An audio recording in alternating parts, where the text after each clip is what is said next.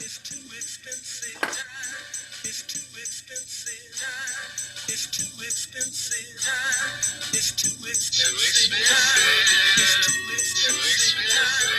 It's too expensive. Welcome to Auditory Osmosis.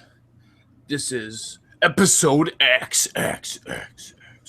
This is your host, Nicholas Ritter, with my best friend in the world, Mr.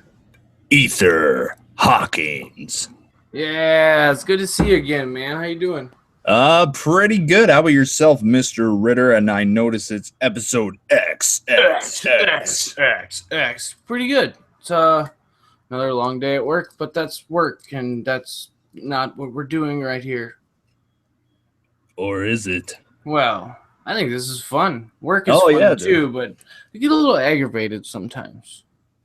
I never get frustrated while we're on air, while we're surfing. No, wireless. that's exactly right. I don't get frustrated on air, but at work I do.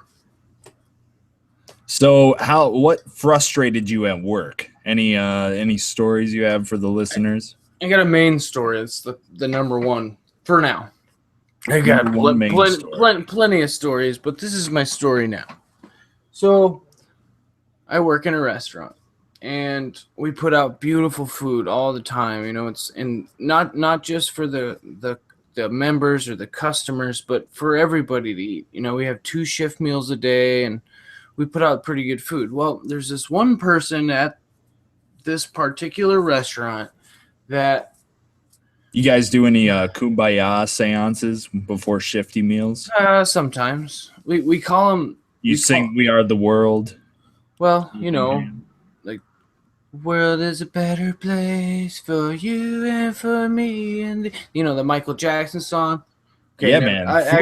Food brings people together, but once in a while, people can drive you apart from food, right? Dude, for real. So tell the listeners what makes you, tick. What makes me angry? That's what we're talking about. TikTok boom. Well, so we put out this food, right? It's beautiful, and we're doing our thing, but we're actually we're trying to, please people no matter who they are all the time. But you get we call them Chuckles McLingery. And wait, can you repeat that? Chuckles McLingery. That is okay. He's always got this shit-eating grin on his face, like he's better than everybody. And he lingers, man. Fucking lingers, man. Anyway, so what he does when we put shift meal out, it's like 6 different types of food and things like that. Or we try to hit all the nutritional categories. Yeah, we have to. So we put a salad out. We put the protein. We put a starch. We little fillers here and there, and there's always little desserts too, right? So he always comes through the food lines, and he'll put his fingers in the food to grab his food when there's perfectly good serving utensils that everybody else uses. Mind you, this gentleman he's an older person, so even the servers that are 16, 17, 18 that he doesn't necessarily appreciate, even when they're using the they know better. Right. But he'll reach literally over their shoulder, grab like a French fry out of the thing and go into the community ketchup and stir his French fries in the ketchup with his fingers. Like, what the hell are you doing? Well, tonight I had this buffet for these ladies. It was a ladies' night. They kind of did their thing. Sexy ladies. Yeah, it was like a Wimbledon theme.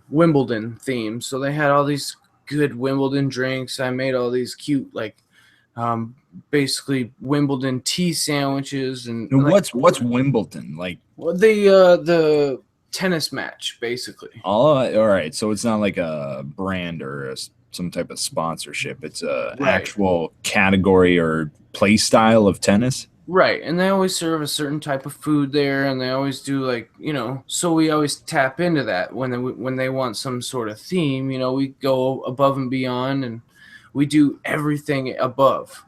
So we put this again. We put this beautiful buffet out tonight, and I hadn't seen Chuckles all day. Actually, I saw him this morning. I saw him twice before that, and mind you, I work 12-hour days most of the time. So twice in we'll say 10 hours at that point it was weird. Well, when I seen him the third time, and he's ready to serve the people, but he's literally putting his fingers in my food again on the buffet for the people, not for the servers or not for us. For people that are about to go through there, use serving utensils, mind you, to serve their food, but somebody's going to probably eat some of the food that he's touched. Now, when you say he's an older gentleman, is he suffering from dementia, perhaps? No. Does he think he's not only serving, but he's also protecting, and he wears a police outfit? And No, I won't say that. But he's, I don't know, we'll just say but that. in his head, he's serving and protecting. Yeah, okay, I get you. Yes.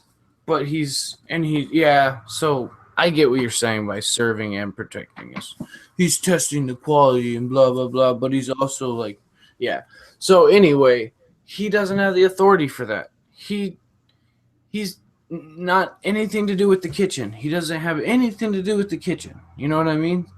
He's not food safety certified. Get your dirty mitts out of my fucking beautiful food. Do you know what I mean? Like, Man, who puts their fingers in food? Like, and then again, it frustrates me. Well, little children do, and elderly people who suffer from dementia. Yeah, but they're probably eating off their one plate.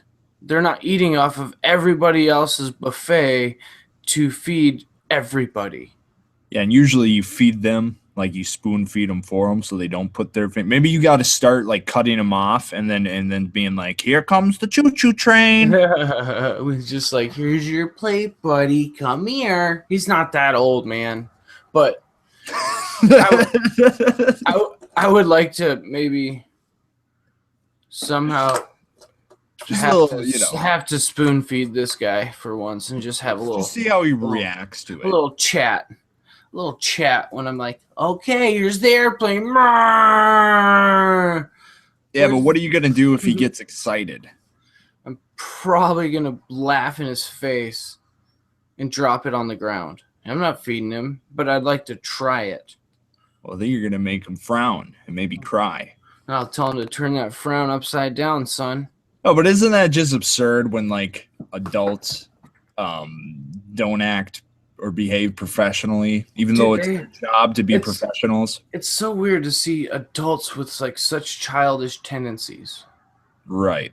No, and especially in like a place where you're serving food, you don't want to see childish tendencies from the professionals handling your food. No. Let alone anybody higher up above the professionals handling your food. Mm-hmm. And yeah, it seems like you got a shit-eating grin character walking around with a few things up his bunghole. He definitely has some sort of complex. What do they call it? A Napoleon complex, or what's the actual word? Something complex. You can call it Napoleon. I mean, short man complex, short man syndrome, or whatever. Yeah, but you can put all those together. He's trying to compensate for his lack of masculinity and height. Yeah, it's kind of annoying. And like he shouldn't. It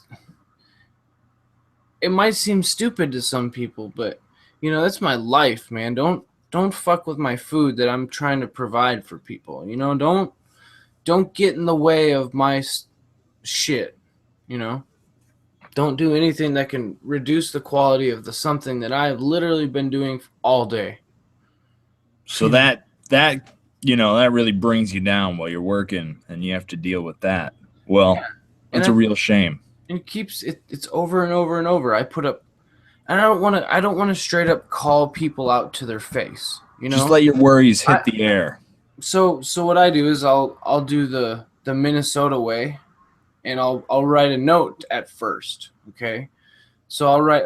My note was and this is what I kind of said earlier. Passive aggressive text. Yeah, we'll do the passive aggressive text thing at first, and this is just to test the waters and see what happens. And if they can read, you want to make sure they can read. Well, the worst thing about it is, I wrote this note, and he read it, stuck his fingers in the food, and walked over to me and started eating it. I swear I wanted to punch him. I did. I wanted to punch him square in the face. Or actually I would have liked to elbow him because it would have cut him, and I would have liked to see him bleed. Sorry, that's mean. That's too Any mean. Of the other chefs have to have they like caught him in the act and been like, whoa, buddy, what are you, 7? Actually, even a 7-year-old knows better. We call it out every day. We call it every day that he's going to do it. So this creature has a habit of sticking his dirty mitts into your freshly made food. Even when he's called out. So I straight up called him out tonight. I was like, and this doesn't just happen when you're making it for like employees and what you call shifty. This was literally at the buffet tonight that I put out for ladies that got off the tennis court, and then they wanted a Wimbledon themed dinner. So that's what we did. And so he was eating off of their food, not just my food, but their food also. You know what I mean? Right. So he has no boundaries. He just is like, whatever, I see food, I stick my finger in it. You got a problem? So I walked into the room when he was eating something off the buffet, and I go, I literally said this out loud to his face. I said, there you go again, sticking your dirty paws in my food. Like, nobody else does it. Why is it okay for you to do it? Like, I don't understand, you know? And, it's not like he's starving. And just to put a little point on this, when you go to, like, a place like the Old Country Buffet, you ever seen, like, the regulars at an Old Country Buffet? Or any buffet that has unlimited carbs and calories for you to consume? They probably use the serving utensils. They do. Even those folks that go to Old Country Buffet every day, and have 100 choices of soda, still have a little bit of dignity. Right. Well, and you can't call people out for going to OCB, but actually, I heard they were closing. They were doing so poorly. Dude, OCB sucks. They always push all the shitty food first. They're like, hey, fill up on this. Right. Well, and then if you sneak around the trap, you're like, damn, nice. Can I get a cut of that rib? I had a manager come from OCB to one of my old restaurants in Texas, right? Yeah. And they're like, what do you mean the people order food? You don't just put it out there? Right. 2 weeks into it, he put me on salary. 2 weeks into him coming, he put me on salary there. And then, so we'll say 2 more weeks after I was on salary, money kept missing every night in the till, right? People were some of the customers didn't mistake it for food. No, I'm saying like in the safe, money started missing every night. Oh wow! And so people were starting to blame me, and I was like, "There's no fucking way. I don't understand. Like I do the numbers check out every night. You know what I mean?" Well, we had this catering that lasted. I think it ended up at like 1 a.m, so we had to drive back to the restaurant and clean all of our dishes and shit like that. So by 4 a.m, we're still cleaning we're finishing up, and we went and sit at the bar and we had a drink. Well, he pulls up at 4 a.m, and he looks all strung out, and he says he never drank, or he says he quit drinking and quit doing all these drugs way back like years ago, right? At 4 a.m, he's telling you this? Well, no, I'm sorry, this is information I already knew. But so he comes pulling up at 4:30 or 4 a.m. at the restaurant, and it's me and 3 other dudes that are, finishing up our night. And we have a beer. Well, he shows up, he's like, "Oh, you guys are finally getting done with that catering, huh?" Like, "Yeah, what's up, man?" Again, it's 4 a.m, wondering why he's coming in at 4 He's like, I checked your references. You've been let go 7 times for stealing money out of the safe, and you're always drunk. No. we knew he's an ex-alcoholic and an ex-cokehead, right? But so we caught him basically coming in and at 4 a.m. trying to take money out of the safe. Oh wow! So I try to bring this up to a different manager, and then they fire me. Plot twist. The accuser becomes the accused. Yep. And then the accused becomes the accuser. Right. Well, they fired me. And then this dude actually got caught a week later doing the same fucking thing, stealing money from the safe at night by the new manager that they had brought from a different restaurant, same company. And they caught him. He ended up like pouring. So it's a Mexican style restaurant, actually Southwestern. But he had this huge restaurant in downtown Addison, which is like a big city in Texas for like, I don't know, I guess all you folks into geography. Hipsters type shit. Well, he ended up like pouring bleach on all the plants outside. We had agave growing. We had all sorts of shit. What'd the plants do to him? Yeah, well, he ended up getting like banned for life and sued and all this shit they offered me a chance to come back with more money and all this shit. I mean, at least if you key a car, it doesn't have feelings. Yeah, key a car. Actually, anyway, so what's new with you, bud? I've been talking about a real the shame. restaurant. I'm done talking about the restaurant for a little while. I don't want to be frustrated tonight. Well, I was going to mention, just to top off the restaurant dialogue, did you hear about this new fancy little diner out in Europe or England? I don't know. I didn't double check it. I was like, wait, what? So apparently a new fancy diner, I'm going to call it a diner. I'm sure it's more of like some speakeasy. You can make reservations, and they currently have a waiting list, and you get to eat completely naked. That's crazy. What do you think about, like, that would never fly in the United States? Like, we can't even forage for food, right? Basically. So how would that work? Like, for food, customer, health, safety, blah blah blah. How do you even allow that? How do you? Yeah, just come on in. Leave your clothes at the door, please. Well, you probably okay. So think about it this way. You go into a spa with your wife, and what happens there? So you get a massage, you're naked, and they put on a robe, and you eat your fucking food, right? Right, and so they probably change out and sanitize. Technically, it's probably not that bad.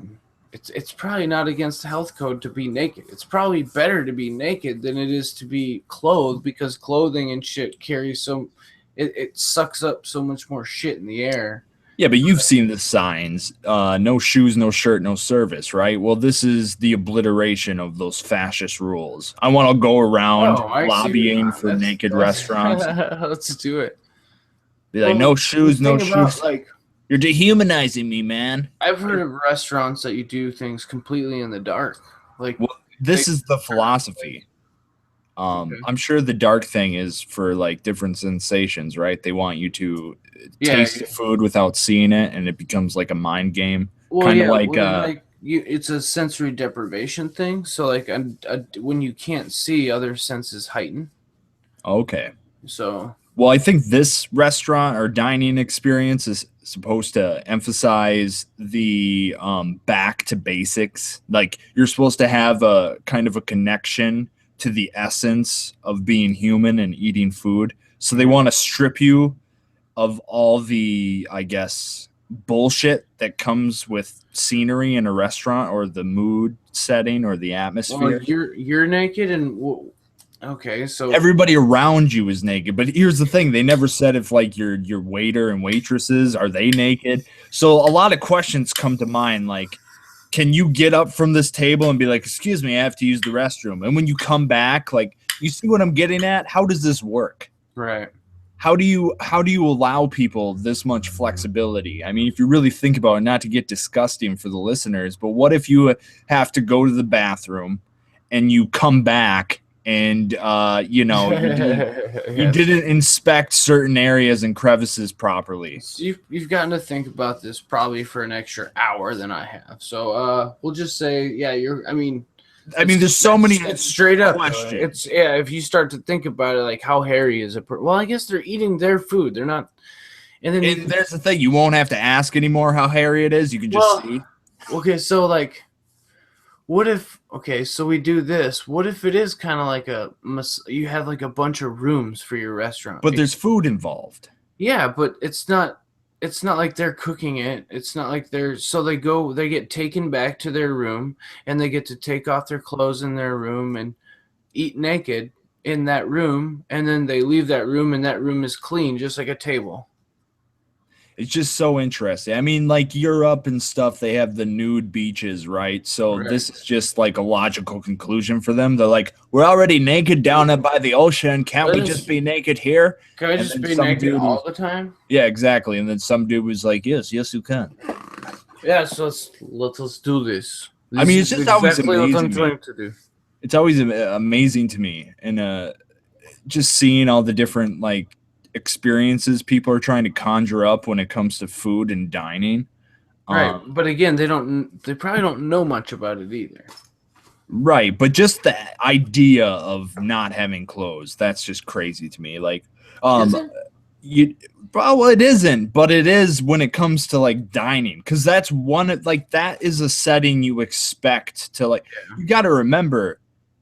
Some people don't even like watching TV because certain aspects of television will bring up images that disgust them while they're eating. And it's bad for digestion. You're right. Well, everybody's there's always people that'll buy into it. So that's probably, I don't know, and especially in Europe. And do you have to like have a doctor like inspect you or something, or do you have to sign something? Like, no, you just walk into a fucking sanitized room, and then like I was saying, they put you. This restaurant wouldn't be like one big room; it would be many smaller rooms, and they'd have like a quaint little, probably maybe even themed rooms that you could go into and get naked, and then like you walk in, and then you get naked, and then like you eat your food and it's brought out to you, and then maybe American sensibilities have just kind of brainwashed me into this idea that you have to be fully civilized when you're out in public. I mean, again, it's because the Europeans are way open, like they love that kind of shit. Yeah. It's so weird to see, like, I don't know, I don't want to say it, but it's like half the people on nude beaches have like the worst bodies ever to be on a nude beach. I mean, maybe that's an American thing I'm saying. That's the freedom, though. They get to do that. Yeah, I get it. And I think that's awesome that instead of the glitz and glamour and the beautiful bodies the beach bodies that you see on the West Coast of Florida, these folks are just letting it literally hang loose, and they have a place to do that. But moving on, like just ideas of, I'm sorry, I'm sticking to the restaurant dialogue. We could do a restaurant night. Well, I just like maybe we should start doing themes anyway. Like, I have other topics. Tonight we'll do a same kind of old style, but maybe we should start sticking to themes or I was thinking episode 11 will be our first focus. Yeah, like our focus group, right? Yeah, okay. We're gonna focus in on a theme, a focus theme, a one topic oration. But going to like the molecular gastronomy scene, like besides doing stuff with food, I think it's kind of interesting toying with the atmosphere, the dining experience. What is that molecular gastronomy place that has a 3-star Michelin rating? Grant, I forget his last name, the head chef. He struggled with cancer. He beat it. He's doing his thing. He's super talented. He runs all the time. Oh, it's like Blue Door or no, it's like Alina or is it Alina? Maybe you're right. Maybe that's. I don't know if that's how you say it and if that's correct. What are you talking about? The one where he like gets all the food off of his land, or are you talking about? No. Okay, so you are talking about Alina. Yeah, the other guy had cancer too. So. Okay, yeah, it's like molecular gastronomy he focuses in on. Yeah. And his whole philosophy is they always change the menu and they constantly want to mess with your mind. Yeah, it's a tasting menu. You always just they bring you on a journey. Yeah, they'll make like a strawberry, except for they'll shape it like a pineapple. You know what I mean? They just want to mess with your senses. So like, if you've heard of Al Bulli, right? No. Okay, so Al Bulli was the best restaurant in the world for many years. Where was it located? It was located in Spain. Okay. And shoot, I have his molecular gastronomy book. But anyway, so this restaurant was so badass that he basically, and this was straight molecular gastronomy, he was like the pioneer of molecular gastronomy. And this restaurant basically shut down. This motherfucker is so smart and so he's a genius, okay, when it comes to food. He turned the restaurant into a think tank, and he basically went out as the champion. Like, okay, so I've had the belt for so long. I'm going to turn this restaurant into a think tank and let all the people under me go start their own restaurants. Brilliant. I think you were telling me, was this the same guy who was like putting ingredients in jars and petri dishes and trying to come up with new ingredients by having them decay, and he would transform different properties? Dude, he was basically a chemist, experimental chemist. Dude, he did it. It's crazy what he did with food. Like, I think it's Farah Adrian. Oh, what is his fucking name? I can't think right now. I'll have to look. Dude, his food mind was so above everybody else's that people go there and like you cry every time you take a bite of food. Like, see, I love that. I love the completely like super science food, but I also have a lot of respect for the opposite spectrum of the genius of the super back to basics, organic sourcing, all ecological or sustainable farming. Right. Those ends of the cooking spectrum, the super experimental to the super conservative back to the sustainable ecological systems of nature. Mm-hmm. Those two spectrums, man, are the best spectrums of food. But like in between that, think of all the different areas that people can improve. The dining experience, beyond just serving food, like what do you think will be the next wave or the next craze of giving someone an atmosphere that's conducive to eating? And even if the food is just your standard burger, how do you make an atmosphere so unique and so comforting? And I'm not talking about the behavioral manipulation of colors like McDonald's. You let them control all that. So this is what I want to do. You think there's going to be like a super lounge? Well, it is. It's exactly that. But what you do is, like, once you get to your table, they select their music, they select their mood, right? And then with them pushing those buttons, you start to already know who they are. So, but that also, like, they can pick whatever music they want. They can set their tone, they can set and then you kind of go with that. I actually went to a bar in St. Paul, I believe. It was an Irish pub, and they had enclosed booths you could choose to sit in with your pals. Uh-huh. I love that. I really like that idea. That's what I want to do right there. Well, set the tone for your dinner and your fun. You can adjust your own atmosphere to what you want to do. Exactly. And I think also once marijuana and restaurants have the proper marriage that they will have in the future. Right. Can you imagine when you can go into a non-smoking or smoking booth, and the smoking booth is a completely air-sealed, ventilated space that you and your buddies can hang out, and there's a hookah in the middle of the table that's connected to a dispensary of I've always thought of illicit flowers. Yeah, so like that's kind of another thing that I wanted to do in this same type restaurant or whatever. But so you get to that little that your separated room, or what you're talking about, the lounge, ventilation cubby. Yeah, but in the wall, like there's bong, there's a pipe, there's a paraphernalia. All the paraphernalia is there, so you can kind of start to do what you want. And then your server comes out. They don't just get your drink order, but they get your weed order. Whether you want to smoke a little bit before and then eat some in the food, you can do that too.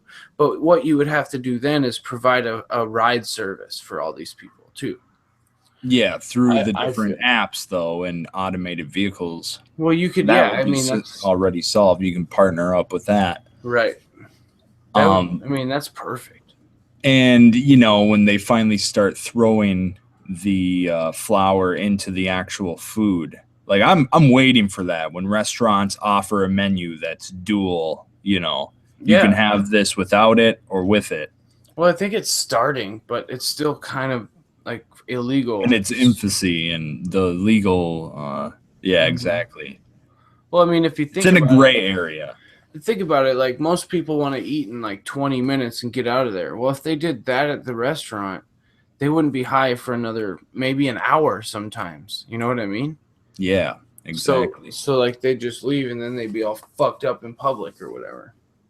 There's just so many things you could do, like with an atmosphere, a dining atmosphere. Yeah, but you could make it you could literally have it a whole night. So with all this things that I'm talking about right now, the restaurant that I want to do, you walk in and you sit at the weed bar, right? Okay. So you get the people hungry, and you let them have maybe you don't even serve alcohol. It's a weed complimentary tasting. Yeah, so you get a little weed, you get a couple oneies of the types of weed you get to do, and then you kind of order your weed then before they sit you down at the table or whatever, and you kind of do your own thing anyway. So you start there, you start at the weed bar, and you start to like figure out what you want to eat. You'll see a menu and you'll start to get hyped, right? While you're smoking with your buddies or with whoever. And mind you, the bud tender will actually give you all the information, like tell you, like what this weed is good for, or what it helps, and why you should or shouldn't try this kind for your body type or whatever, And then that's when they're basically buttering you up for dinner. Literally. Yeah.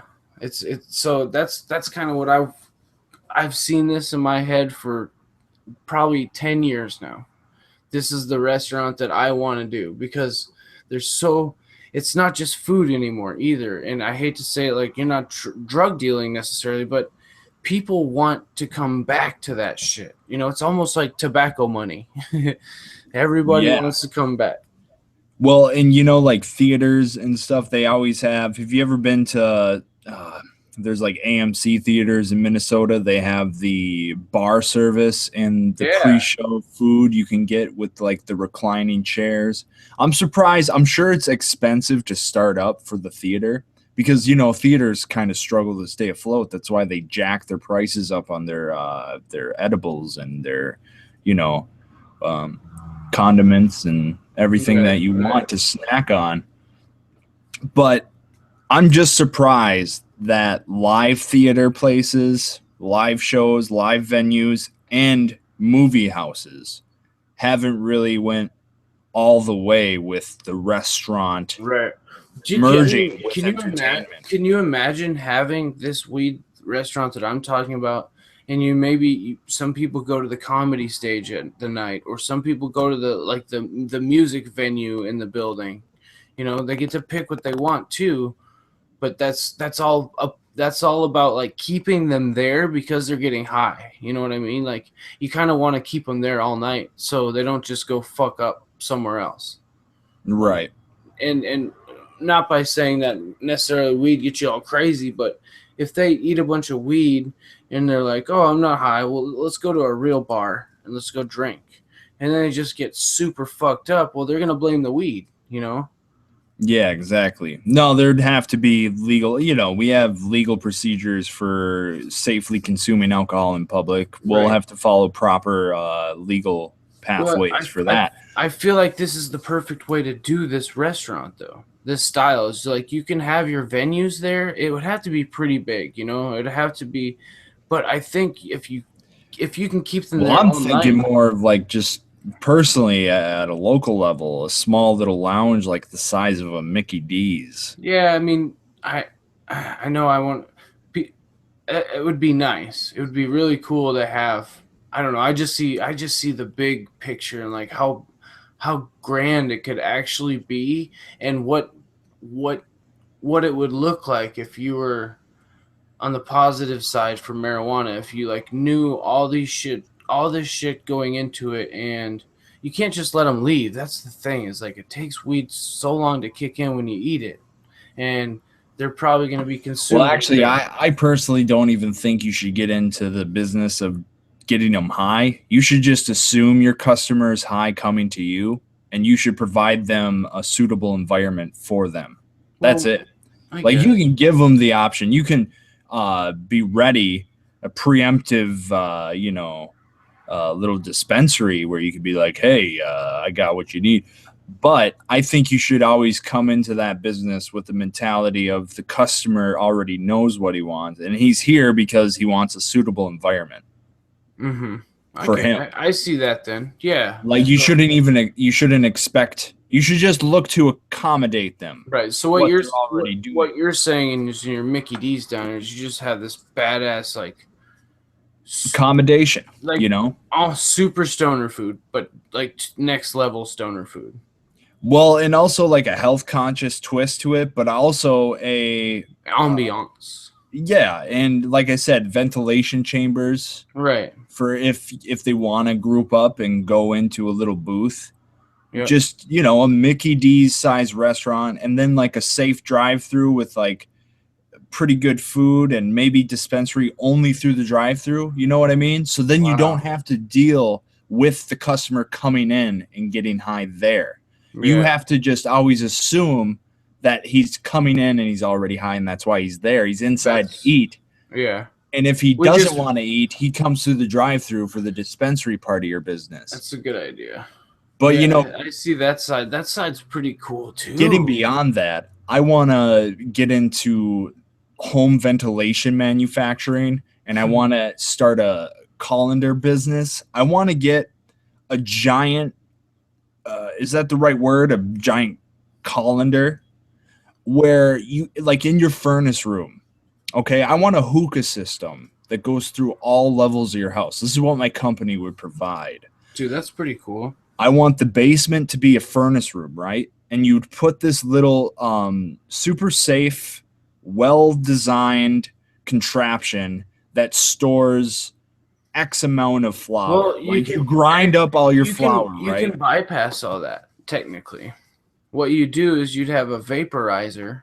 Okay, a giant volcano, the volcano vaporizer? Yeah, exactly. Giant volcano vaporizer with a flour dispenser.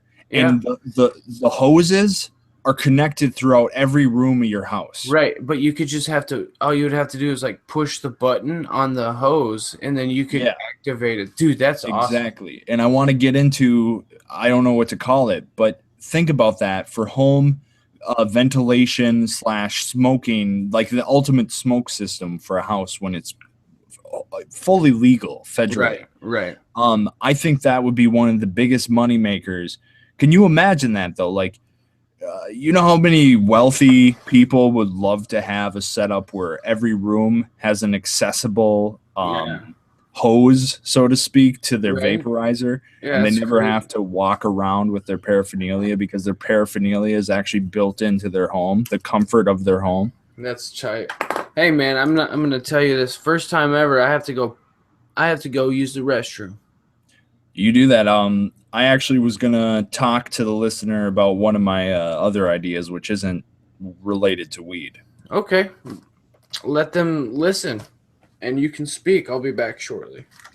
So this is what's up, listeners. Here at Auditory Osmosis, we have a lot of ideas, right? And this idea it's kind of political. Basically, we should lobby to have vehicle insurance companies pay for preventive maintenance and repair costs. Like you get a deductible, right, with your home insurance. your medical insurance, correct? You go to the doctor and your health insurer, he covers some of your doctor visit, some of your prescription. Why is it that we allow car insurance companies to rob us blind, and they never have to pay for a dime for your brakes, for traditional maintenance, or even the bigger things? Because they're in the business of safety, right? The reason you get insurance is to be a safe driver and to have a cost-efficient way to exchange information if you by chance get into an accident. Well, they make a lot of money off of that because not everybody is constantly getting into accidents. What we should force them to do, and we should get politicians to lobby for this to change, there should be legislation that forces car insurance companies to cover maintenance and repairs in the name of road safety.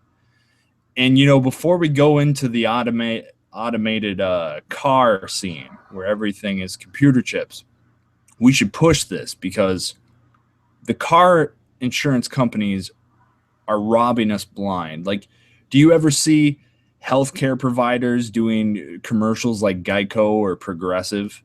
No, you do not, because they don't have that much money to splurge and try to get you to buy their insurance packages. So the next time you need, because everybody needs proper brakes, right? You want to be able to stop. That's part of road safety, correct? Let's get these insurance companies to pay for some of that, because that involves highway road safety, and it involves you and it involves your vehicle. What do you think about that, Mr. Ritter? Sorry, bud. I just got back. I didn't hear you. Well, basically, to sum it up, I was telling the listeners, when you go to see your doctor, right, your health insurance company covers some of the costs, covers your prescription. When you get your roof repaired, because that's part of your, the welfare of your roof, right, your home insurer, they cover some of the costs, correct? Yeah. So why is it that vehicle insurance companies that try to say that they're all about safety do not have to help you with any preventive maintenance or repairs with your vehicle? I don't know why that is. We should lobby. This is just to sum it up. We should lobby to get them, force them to pay for certain things. Like, for instance, if your brakes are going, there should be a deductible your insurance, your car insurance company covers. Like, you shouldn't have to pay for all that because, once again, they're there because they're trying to keep you safe on the road, right? So I don't know how they get away with that. And I was just, to capitalize for the listener, I said, do you ever see your health insurance companies pumping out commercials like Geico or Progressive? No, you don't. You only see that with like credit card companies, the level of production. And that's because they are robbing us blind. But I digress. I'm going to move on to one more traffic/driving thing. Why is it? I mean, roundabouts are becoming popular here in the States. They're huge in Europe. Yep. Why is it that we still have stop signs? To me, stop signs should always be yields, because you shouldn't have to stop unless you have to stop. And if there's that much traffic, that's what traffic lights are for. And I know you could say like, yeah, but that's when we put in roundabouts to cure that. Okay, sure, that's cool. But we still need, for those streets that don't need roundabouts, why do we have stop signs? They make no sense whatsoever. They should always be yields. It's because the only time you have to stop is when a car's coming, and that's a yield, right? Why do we stop for nothing just to stop at a stop sign? It makes no sense. It's because people are dumb, and it ensures that people actually stop, and, well, I guess it doesn't ensure that, and look both ways. It's trying to cover their ass. They're being dummy proof. I mean, that's just one of those. It almost seems like common sense to me. Like, when I see a stop sign, I'm not saying I do this, but I'm tempted to do it. I'm always just tempted to like roll through. A lot of people do what they call the California roll. They come to a rolling stop, but then they get going again. A lot of people don't make complete stops at that stop sign and making sure they're behind the stop sign. Just make them yields, man. Stop is not only a word, and I learned this from a police officer. It's an acronym, and it means slow to observe police. That's good. Yeah, you just roll through it. If you no cop, no stop. Well, and that's just it. Like, for instance, when there's yellow lights to red, you should be slowing down, but the majority of people think that means just speed up. Hurry up. Yeah, exactly. But that's what I'm getting at. Like, in this age of instant gratification, why don't we just change the stop signs to yields? I don't know. I mean, that we could push for that. That'll be our first lobbying act of 2016 and Auditory Osmosis history. So here's a crazy news story. Well, okay, it seemed crazy to me, and then I looked into it. But here's the headline. India lightning strikes leave 93 people dead. BBC. Like, that just seems absurd, right? Like, a storm rolls in, isn't that 93 people die? Yeah. Go on. Well, here's what happened. At least 93 people have been killed and more than 20 injured by lightning strikes in the Indian state of, I'm not going to even attempt to pronounce any of this, officials say. Most of the people who died were working on farms during torrential rains on Tuesday, reports say. So basically, during the monsoon season, which is like between June and September, it's also a rich farming season.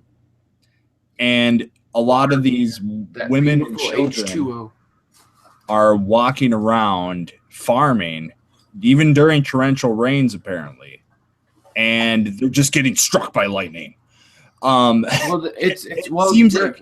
things like that, walking in fields and shit, though, all it has to do is strike the ground. If you're standing in water. And lightning strikes are very common during the monsoon season. Yeah. And get this, at least 2,000 people have died in lightning strikes in India every year since 2005. You'd think that they would try to fix that. No, I remember now. I remember hearing about something like this, like watching a documentary on some country in India. But yeah, I do remember hearing something along those lines. Isn't that crazy? It's like more than. Why are they farming? Like, who stands up? Like, this is my only problem with it. Like, I get it. They have lightning storms, and 80% of their annual rainfall is during the monsoon season, just to make that, like, between June and September, they receive 80% of their annual rainfall. Bone Thugs said it best. Bone Thugs and Harmony said it best, since gotta make that money, man. Well, exactly. It's, it's unfortunate, but they're out there being like, well, I'll just continue what I'm doing, and hopefully, I just got struck by lightning. Yeah. I mean, that's crazy. Yeah. I just don't even understand how that even continues to happen. Like, you'd think when a lightning storm rolls in, they'd be like, yeah, we better get underneath some shelter. Well, the thing about it is, like, at that point in time, what if it's the 5th day of it storming and they have to go save some product in the field? You know what I mean? Right. What if they have to get to it? They're not gonna stop. Well, here's a different weird story. These are, I guess human interest stories. Just why this happens, I don't know. Ohio teen dies from brain-eating amoeba. Like this, brain-eating amoebas. They freak me out, man. Because I remember it happening in Texas quite often. It's always in fresh water. Yeah, it's a freshwater amoeba. Actually, I believe it started, well, I shouldn't say it started in Texas, but it happened in Texas quite frequently for like 2 years, I think. So whatever's going down, we got to figure that shit out for sure. I remember a few people dying from the same thing. And I guess this amoeba can, like, get into your cerebral spinal fluid. Jesus, that's crazy. And this is the craziest part about this. So anyways, this 18-year-old Ohio woman, she died. It was some type of amoebic encephalitis, rare but fatal brain infection caused by amoeba. And this word I'm going to slaughter. Nalgeria fluorei. So she died in Charlotte, North Carolina. And in response to that, this is what it says, the following paragraph. In response to the incident, the U.S. National Whitewater Center said in a statement that it gets its water from the Charlotte-Mecklenburg Utilities Department in 2 wells on its property, adding that it disinfects all water with ultraviolet radiation and chlorine. The levels of UV radiation disinfection utilized every day continuously at the center are sufficient to inactivate the waterborne amoeba in question to an effective level of 99.99%, the statement said. Out of an abundance of caution, it said it added more chlorine into its system when it learned of this incident. So they were already just pumping shit into this water to make an effective level of eliminating this amoeba, 99.99%, and this lady still got that 0.1% and died of a brain-eating amoeba. How crazy is that? All it takes is, if you think about it on the I guess you'd say molecular level, or the amoeba level, the getting down single to cell the amoeba life form level with Nick the Ritter. single cell life form level. How many? Okay, and we'll say a teaspoon of water. If you look at that under a microscope, how much shit are you gonna see? Like most of the time. So even if it only kills 99.99%, 0.1% is a big number when you're getting down to that level. Yeah, exactly. And just the idea of her chance getting it while whitewater rafting, and this is how it happened. That's she true. only one time, the boat with other people, mind you, flipped over, and she hit the water. It takes one time. Yeah, dude, it takes that 1%, that 0.1%. And personally, we should write a letter to Congress, and we should allocate funds, and we should fight these amoeba terrorists that are threatening our national security. But isn't that nuts, man? Like, just the chances of getting something that horrific. It's crazy. Be safe out there, folks. Yep. Do not go whitewater rafting. So Mark Zuckerberg apparently covers his laptop and mic with tape, and a bunch of news agencies. So somebody took a picture of Mark Zuckerberg. Google and Mark Zuckerberg, man, they just keep making headlines. They love to be in the headline, for publicity and whatnot. But on top of that, Mark Zuckerberg covers his laptop and mic with tape. And by mic, I mean the mic built into the computer. Well, I've been covering my laptop camera with tape forever. Yep, you sure have. Even when I can control your camera right now, it would probably be taped. Yeah, it is. And it seems like a no-brainer in this level of cyber security that we deal with every day. And one of the articles, like from Gizmodo said, Mark Zuckerberg paranoid as fuck. And I couldn't believe that was a headline. They usually they use the word fuck in a news article. Right.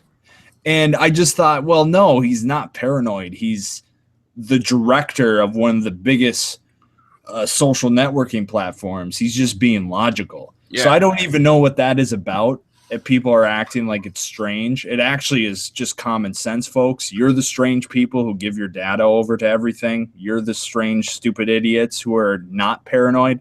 Like, you should be paranoid if you realize what's going on around you. Right. Well, it's a preventative. Did I say that word right? Yeah, it's preventive care. Yeah. And it's preemptive too.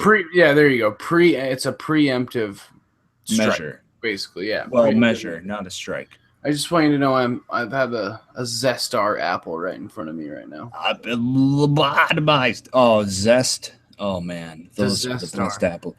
Before I move on to the next headline, because it's a real doozy. It's a doozy, man. You gotta talk about it. Tell me more about this apple. Like, Minnesota, we're fortunate enough to live in a state that basically produces some of the most delicious apples ever, thanks to the University of Minnesota. Yeah, they've done not just apples, but chili peppers and I think you're a better authority than myself on this material, but describe this apple. Ooh, can I take a bite on air? Do you mind? Do it. All right.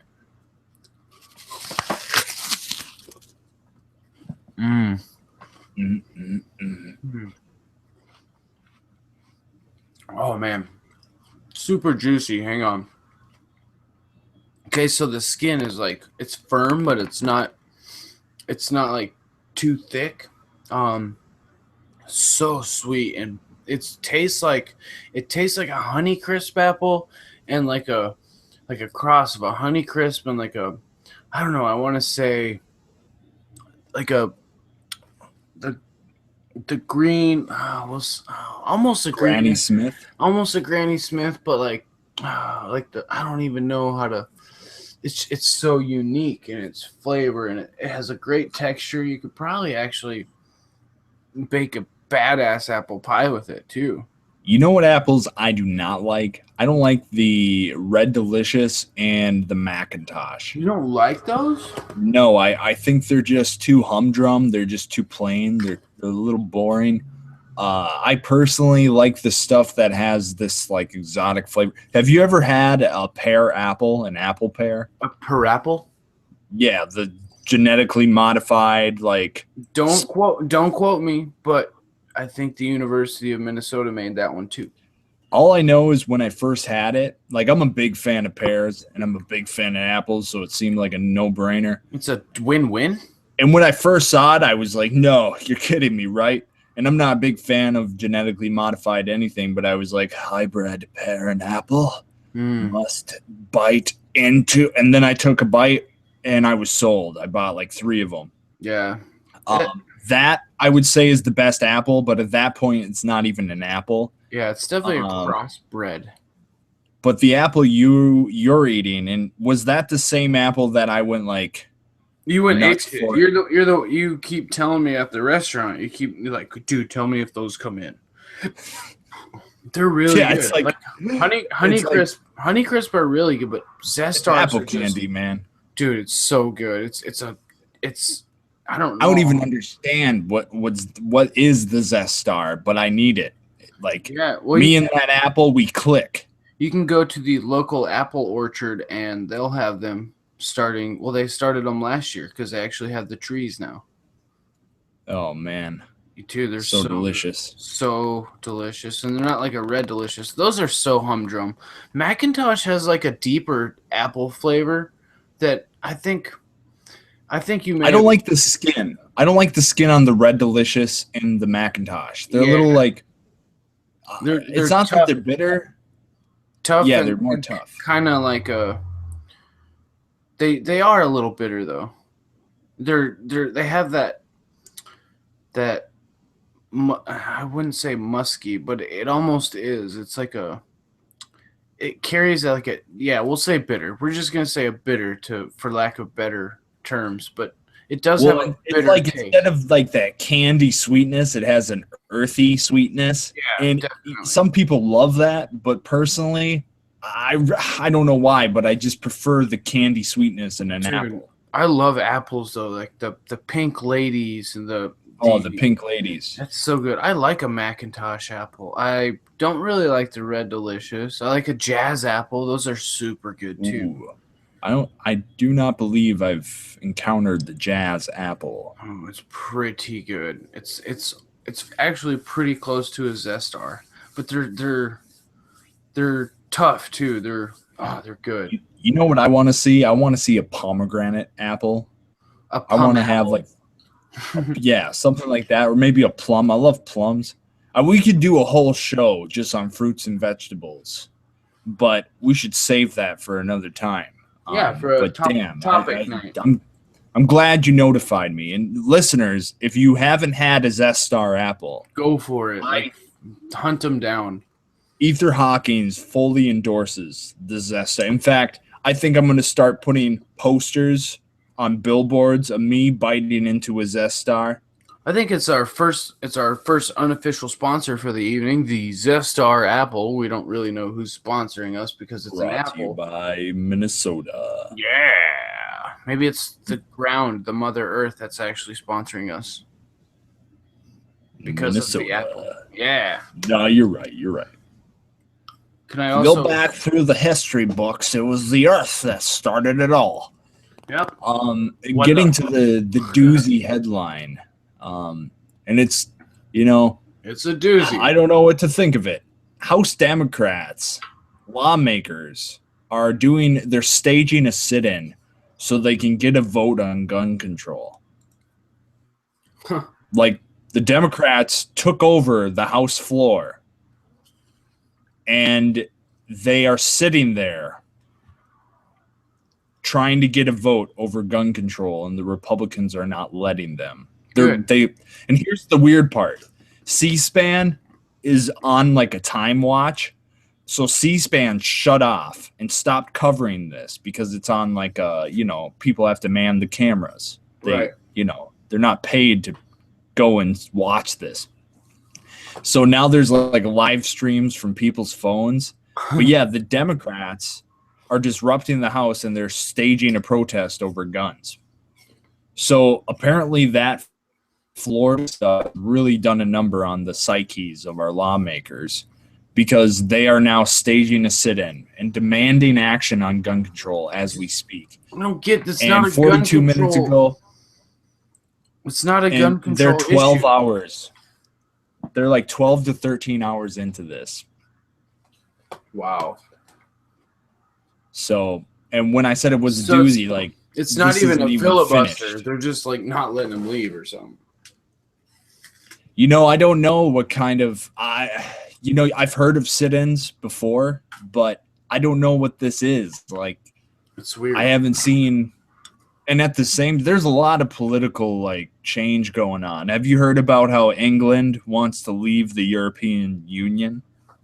Really? Yeah, this has been a few weeks of battling, and the people who want to stay in the EU are the people like the Tony Blair and the Camerons of England, the politicians we're familiar with if you're listening in America.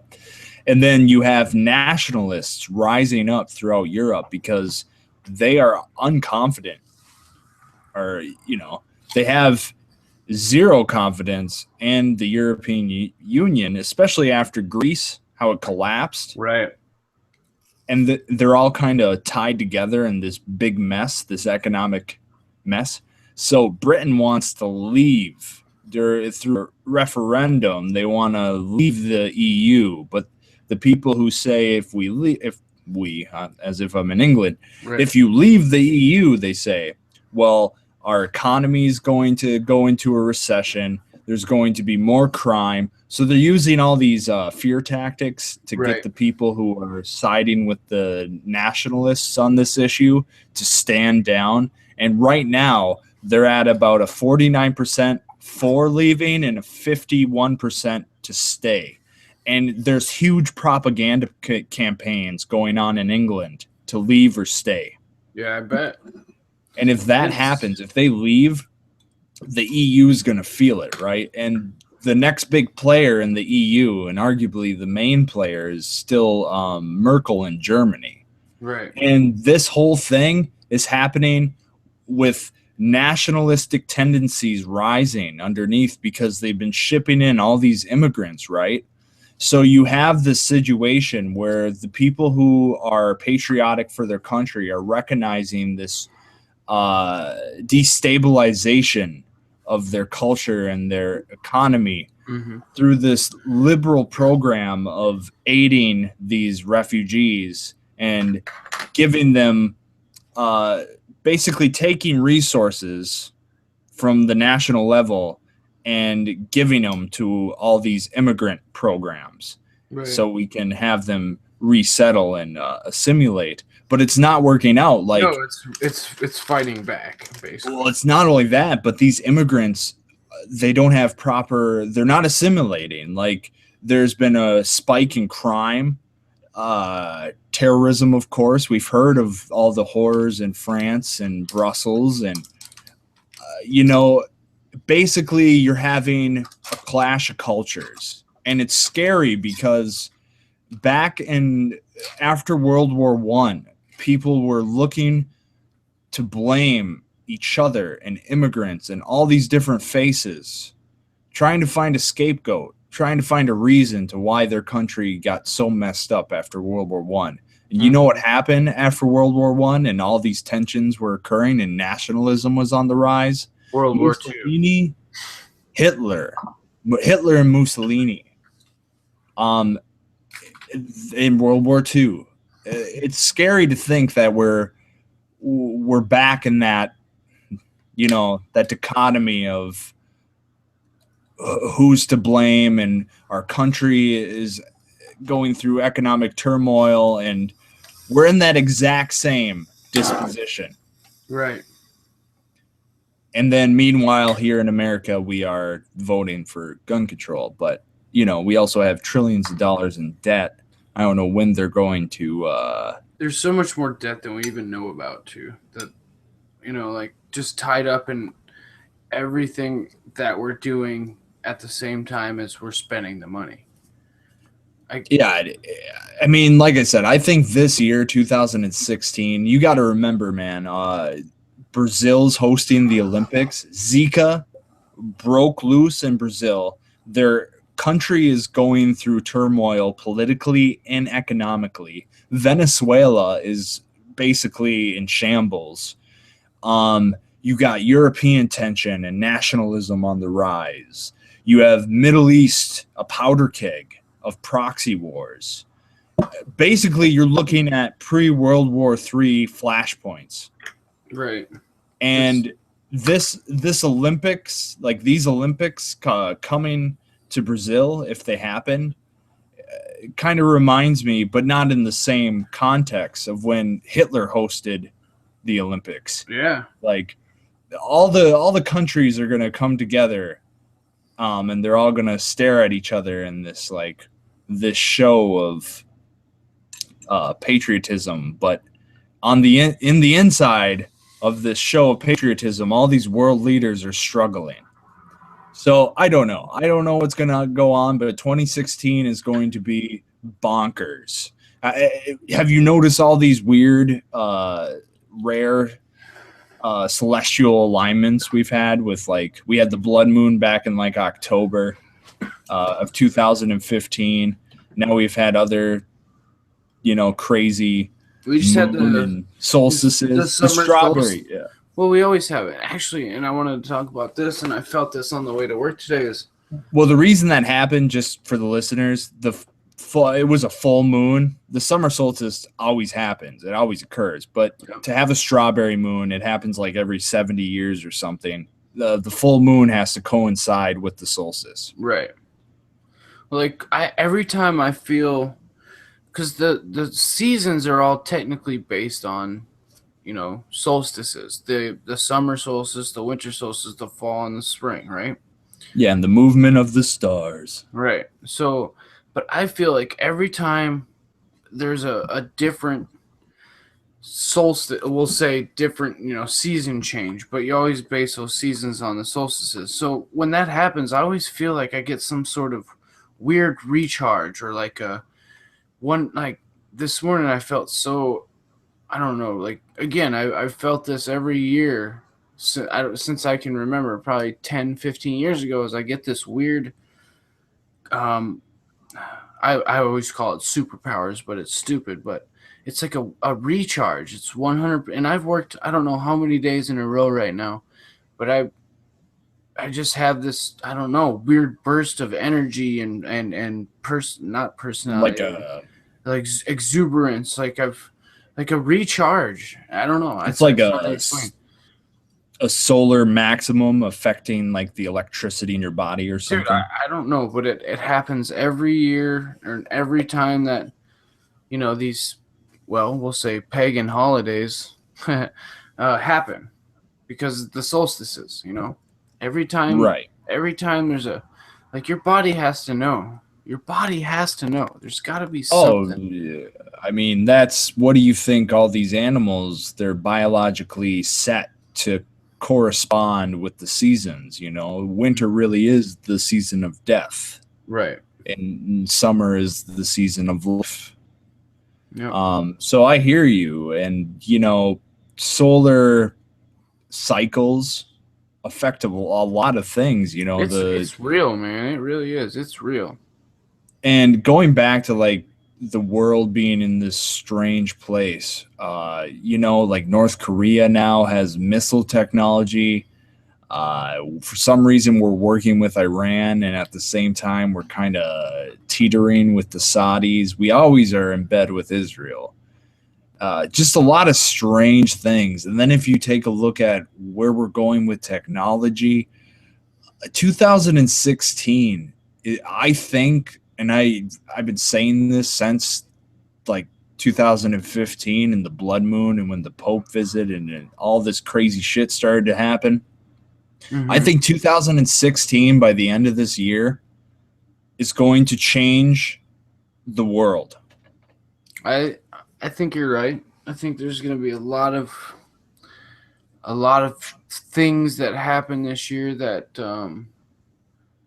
for good or bad, will right. There's just too many potentialities that I could tap in, in like sight, mm-hmm. And if they unfold the way they have the potential to unfold, they will change this world. I mean, we're already seeing like with building CRISPR editing genes and talking about that stuff. That's life world changing technology. Yeah. And people, I don't know what's going on. I like how they're throwing it. I like how they're throwing it in people's faces. Like, haha, these people can't adjust fast enough to this technology, so they won't even know about it. Exactly. A lot of those bioengineering technologists who want to build like a technocratic system where they program biology, they just blatantly say technology is moving so fast that the masses will not find out about it until it's like trickles down to them. Mm-hmm. And I really do, like, I keep reiterating this, but I don't know if people understand the gravity of the situation of where we are and the history and the timeline of now to everything that's occurred before. If they achieve replaceable parts for human bodies, if we can replace our organs and if they can regenerate tissue, we're going to go into a whole different zone and a whole different class relationship. Like we talk about the Darwinian structure of how money is social Darwinism kind of being played out through the medium of money, because the more money you have, the more power you have, the more power you have, the more access to wealth or health and all these things that benefit your health, right? So it's social Darwinism encoded into the medium of money. But once we get into the realm of regenerating cells and defeating cancer and curing what some people call age, they call age a disease if they think they're going to cure age. Actually, cells always regenerate, but what they're trying to do is make them regenerate faster than when they die. Exactly. Yeah. And but what I'm getting at is, if they make this breakthrough, why do people think that it's going to be for everyone? Well, why would they even do that? But it doesn't even there's no logic to it. How many of those people that even get to have we'll say at the beginning, they get the technology, right? And they're 127 years old. They're going to blow their brains out. There's only a certain type of probably a few certain types of people that can actually live past, regular life, I feel. Well, but back when we were talking about like the singularity, that's exactly I was saying. That's where it's all has to go. Yeah, well, what I was saying is, in the end, since we're inseparable entities, since we are the universe, you're really just building your own prison, your own purgatory. Right. So that's what I'm trying to get at, Mr. Ritter. What are they trying to accomplish? Like when another friend of mine, we were talking about this, it seems absurd because in the end, and I mean the end of the universe and everything, nothing really lasts forever. So what are they trying to accomplish? It seems futile. It seems absurd. It seems bombastically ignorant. There's a lot of psychology behind it. I mean, starting from little man syndrome to I want to keep ruling the world, there's so many in betweens of a person that would want to do it, but there's not many ways somebody could actually do it. Even if they had the technology, people would fucking kill themselves, I feel like, after 110 years. Well, I foresee, and I think other writers have, but it's different. Talked about this. It's different where we have to go with it. You know what I mean? Or where we want to go with this. If we want to do space, okay. Before I get into that, or we both get into that, I just wanted to say that other writers, sci-fi writers, have predicted a future where humans, instead of economic classes, we become like classes based on our time here on Earth and how much our lifespan is. Mm-hmm. So like you have the transhumanist machine class who have like a lifespan of like 0 to 200. Then you have the Homo sapien, the just regular Homo sapien who's 0 to about 80. Then you have like the singularity Homo sapien, or whatever you want to call them. Like, so you get these different, almost transcendent like species of the Homo sapien, right? Yeah. Well, what some of these people have predicted is over the next century, there will be wars between these sections of humanity. There will be the transhumanist machine class trying to oppress the Homo sapien, and the Homo sapien trying to kill the transhumanist machine class. Sounds like a movie that I've seen before. Well, all I'm saying is I think that actually could occur. Like, for instance, if next year all the bourgeoisie, if you will, came out and said, we can increase our lifespans to X amount of years, but this technology is very expensive and only we can afford it. And if they had the guts to even tell the masses that, right? I mean, what would that? Can you imagine? You talk about letting people know there's aliens here on Earth. What would happen if a small group of people tell the rest of us, we are now immortal? Sucks to be you. Well, I mean, that would cause war. Yeah, but I don't think you could be immortal. I don't think immortality exists. I mean, you can always fucking fall on a chair from standing on it, or slip on some ice and crack your head open and be unconscious and bleed out or something. So here's the two areas of thought for the argument for like going towards being immortal. Okay, so we want to become immortal because it's a prerequisite for spacefaring, right? Because it takes X amount of years to travel to another galaxy. You want to live a long time to do that travel. Unless you get faster than light travel, that's a whole different realm of physics. I'm just talking about the basic biological standards, the prerequisites for space travel, along with telepathy, which I talked about in a different podcast. So you want to live forever, so you pillage the planet in hopes that you can make it off or make it out of the cradle. That's one theory. That's one thesis. Like, that's one trajectory. We could shoot off into that, go out into space.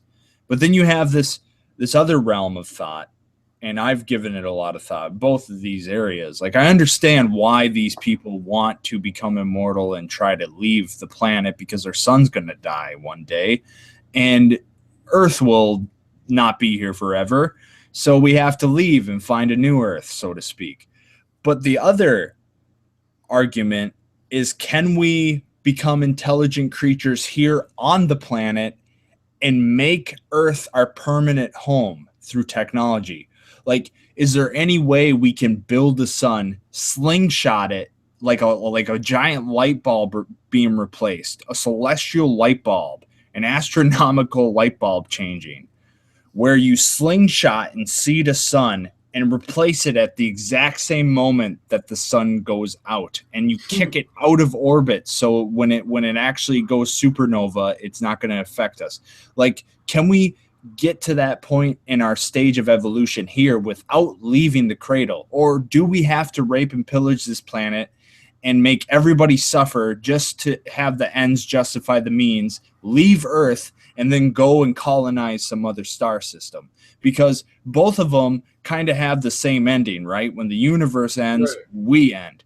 So what's the point on one side? And even why are we trying to build the proper defense systems to secure our habitat here on Earth? I think it's starting now. And NASA just released some information about going to Jupiter. And Jupiter is actually something that saved the Earth for, hundreds of thousands of years. And a lot of asteroids and comets and all sorts of things, like, they have to get through Jupiter to get to us. And because Jupiter's so big that the asteroid belt helps. Yeah, that's true too. But Jupiter, like, really uses its gravity to fuck with a lot of things flying at us, basically. Yep. So, did you also hear that they have found like another planet supposedly, or I can't remember if it's a planet, not a star. Well, they found evidence that Pluto, because they've been saying that they think underneath Pluto's frozen ice sheets, there's actual active oceans. So they found more evidence pointing towards that. I believe it was Pluto, and which would make sense. And I still don't understand why we declassified it as a planet, but whatever. But where do you stand? Like, do you think we should fortify here on the cradle? Do you think we should develop our potential here forever, so we always have a permanent base? The thing about it is like, the only reason you'd have to be going to another planet should be if the sun's like about to die. Exactly. Right? And it starts expanding. But I don't think we should have to. Why don't exactly what you're saying? Do it here. Do it now. And have that be a secondary goal. Yeah, we don't have to go to Mars. We don't have to, because it's the same fucking thing that you're going to do here, but you're probably going to fuck it up faster over there because you don't know what the fuck you're doing. And you just hit it. Like, you turned the key right there. That's the key point. I feel as if the powers that be on this planet have fucked it up here and they don't know what they're doing. So they're trying to form a breakaway civilization and leave this planet. Just to back us up, just to like make sure. Yeah, it's like when you take all your memory files and you throw it onto a spare USB, you back up your files. They're backing up our genetics because they know they messed up organizing the hard drive here on Earth. But my whole focus is, if we were really intelligent, we would be building defense systems for our planet. Like, we would be building Dyson spheres, and we would be having all of the appropriate, almost militaristic, what's the word when you have a contingency plan? Yeah. We have a contingency plan for our species. Why aren't we doing that? I don't know. And I don't get why our end game at the moment is to destroy everything and try to progress as fast as we can so we can leave. It doesn't make sense to me, because that is gambling. And in logic, if you use logic, you shouldn't take too many risks, because statistically you're going to fail. Because a lot of those people would rather care for them for themselves than for humanity, or for a group for anybody else but themselves. You know what I mean? Right. No, exactly. And it's just, I don't know. It's just a scary situation with the technologies we have. 2016 is just crazy, not to mention the earthquake activities that went silent for a while. Just a recent study in Nature Geoscience covered by Forbes magazine reveals that there's been large-scale vertical motion across the San Andreas Fault. And if you follow the specific rim of, the Ring of Fire, of volcano activity. Mm-hmm. They've been waiting for years, decades, for this big earthquake in California. Yeah. They think it's about to happen? Is that what you're saying? Well, there's, that, like I just mentioned and cited, a team of researchers out of the University of Hawaii have been picking up a lot of signals and noisy data coming from the San Andreas fault line. And have you ever heard of, over the last 4 years, people all over the planet have been hearing weird noises? No, not necessarily. Okay, when I say that, it sounds really ambiguous and stupid. Hey, people have been hearing weird noises, Mr. Ritter. Oh, well, that's funny. Myself. What happened? Basically, folks around different areas of the planet have been hearing like grinding and explosion sounds. And every time this happens, the local news will pick it up. You can, listeners, or even if you want to, Mr. Ritter, you can go and find these videos on YouTube. And a lot of the more theological, astute people are going, it's the trumpets from Revelations, because, everything is the trumpets from Revelations. Yeah. So they see it as like a sign of end times, and so they're trying to get it out on YouTube. But then you have the secular people saying, like, what is this? So they call up their military and they say, are you doing tests that you're not telling us about? And the military say, no, we're not doing anything of that matter. And then people started to say, maybe it's fracking. But it wasn't just in the United States. This was happening in Europe, in Australia, in South America. So finally, people have been starting to realize that it could possibly be global tectonic plate movement at a very, very slow rate and just loud enough for people to hear. And that's the strange, loud noises people are hearing. And I'm not kidding about this. People around the earth have been hearing weird noises, and nobody's been able to explain it. Government hasn't backed it up. Researchers have been trying to figure it out. They thought at first it might have been electromagnetic activity somehow making a frequency, that pitch that humans could hear due to the sun's activity. But now they're starting to look at maybe it's Earth crust tectonic shape movement. That's crazy. What do you think about that? That's awesome. Well, I mean, you'd think that's what would happen eventually. It's going to have to build up, and it's going to, I don't know. I mean, and why don't people ever, how our continents are always drifting, right? Nobody ever talks about that because it happens so slowly. Like, how we used to be Pangea, right? Right. So maybe in the natural process of plates moving and grinding, this type of stuff happens. For sure. Yeah, I mean, it's been proven that it happens. Maybe not necessarily that, like, on a global scale where you hear the shit, but we're just becoming more. And with the internet, we can cross-reference these little happenings, right? So a guy out in Finland herding his cattle can go online and be like, I heard a strange noise. And then some dude in North Dakota can be like, I heard a strange noise.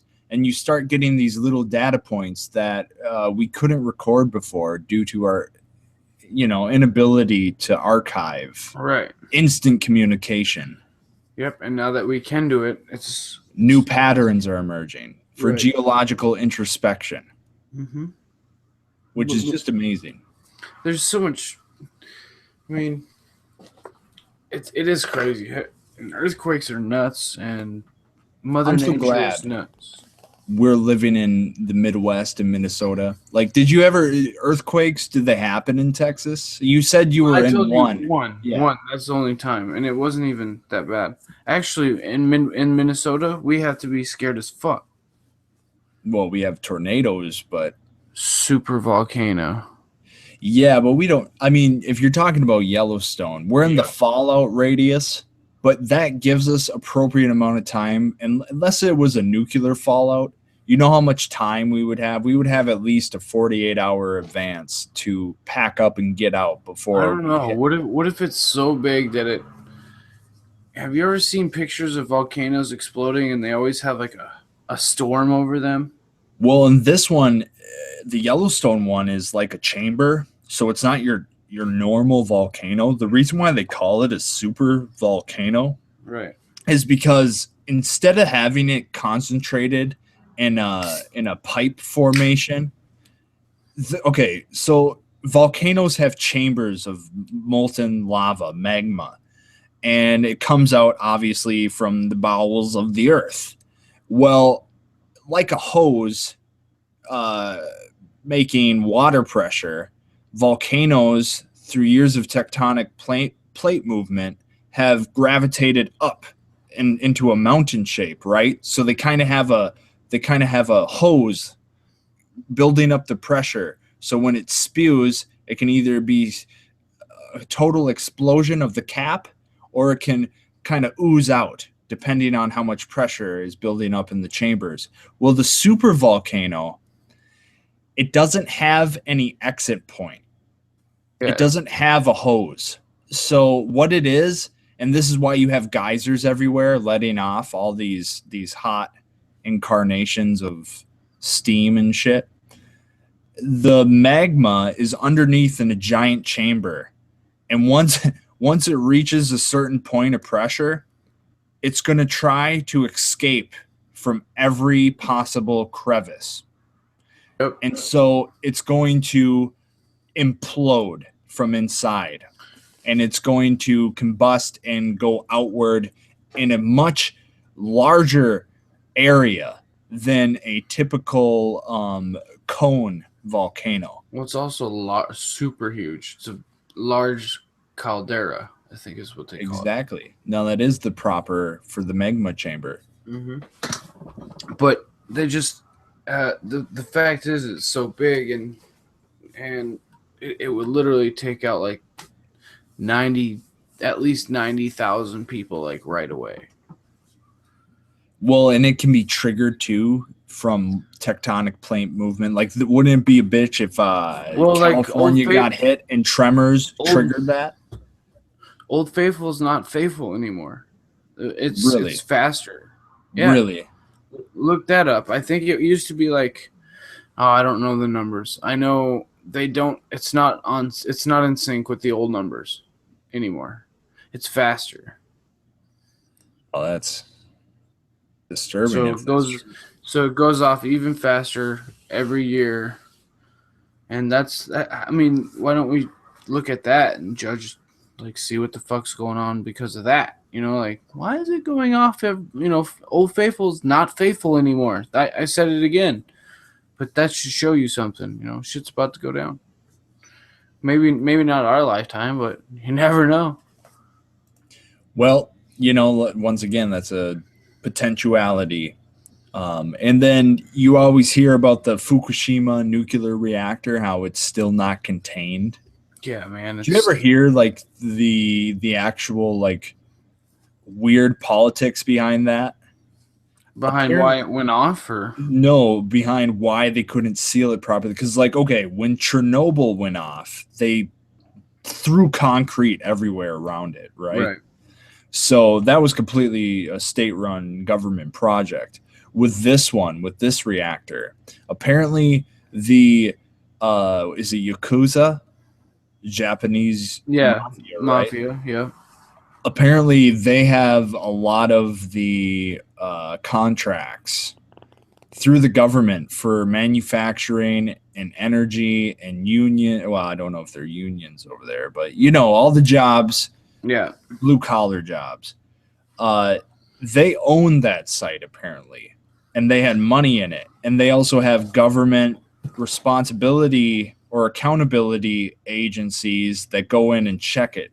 Well, apparently they covered up some of their infrastructure code, and they were violating some state codes for building. Oh, wow. Yeah. So when this happened, instead of getting sued and then a criminal investigation into the mafia, they didn't allow people to go through the proper channels to inspect it. And so when this happened, after the happening of a tsunami triggered this. Yeah. The tsunami triggered it. And I think what I heard is the tsunami happened, and they they have, protocol. What happens when like stuff, when a big something happens, right? When a catastrophe happens, Right. But what they didn't know is like something went wrong because all the electricity went off, and the program or whatever that had to work, well, couldn't work because the electricity was off. So like there was no backup to the backup. You know what I mean? Yeah, and all the agencies that had to go in there and inspect and get it all cleaned up couldn't get in there right away because of delays, because of these mob ties. They didn't want to be probed right through a criminal investigation or just incriminated through this. Damn, it makes a lot of sense now. And all that shit, instead of getting sealed off with concrete, had to spew out into the ocean. It's still going though, and we don't, and this is just it, like this going into how you say, a lot of our problems are fueled by people's various egos and how powerful their egos are.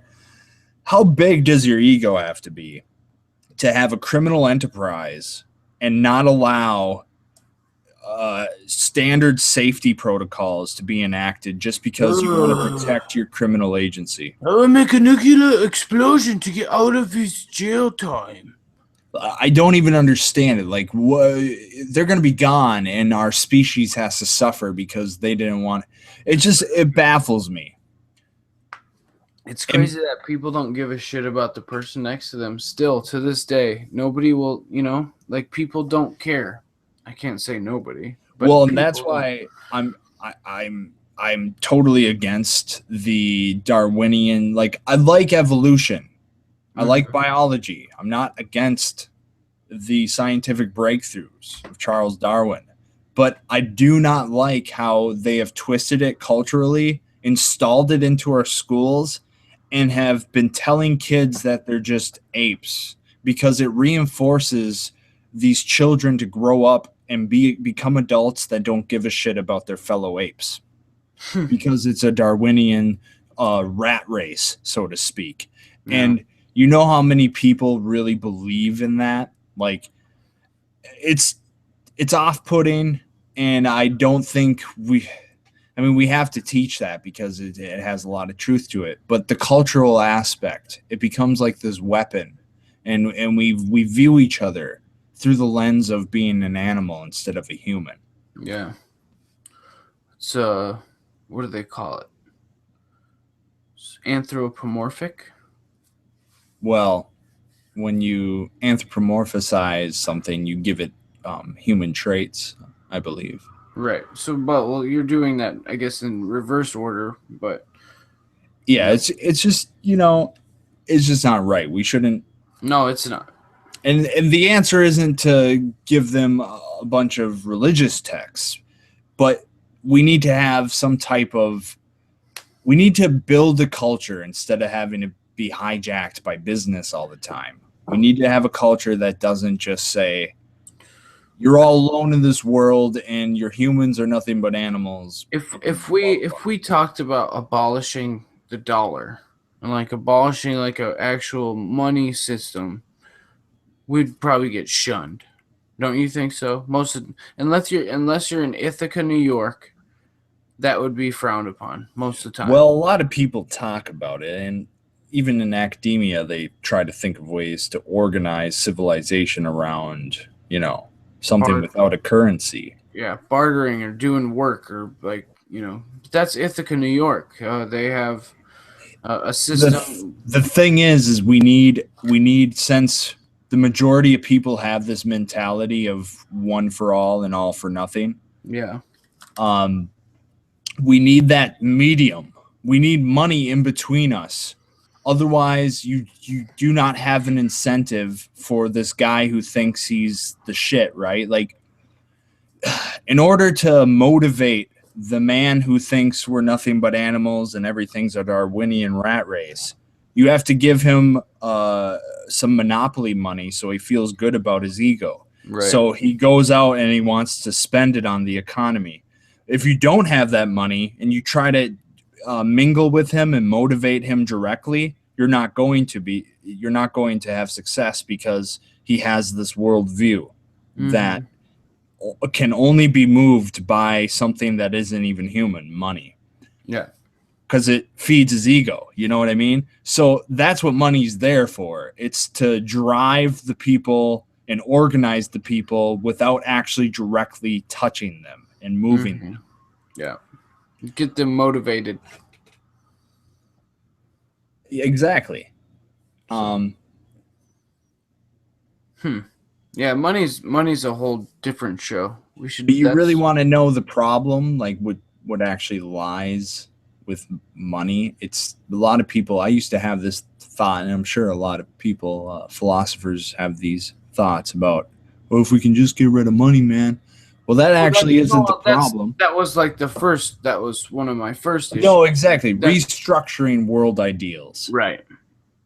Yeah. There's ways to do it without, but yes, keep going. Sorry. Well, to get past that, what actually moves money? Like, what gives money relevancy? Because money's just a medium. Money isn't. The person should feel, Yeah, but what gives authority to it? Supposedly gold. Private ownership. Yeah. How do you legally obtain private ownership? Intellectual property. You have to abolish intellectual property before you can get rid of currency.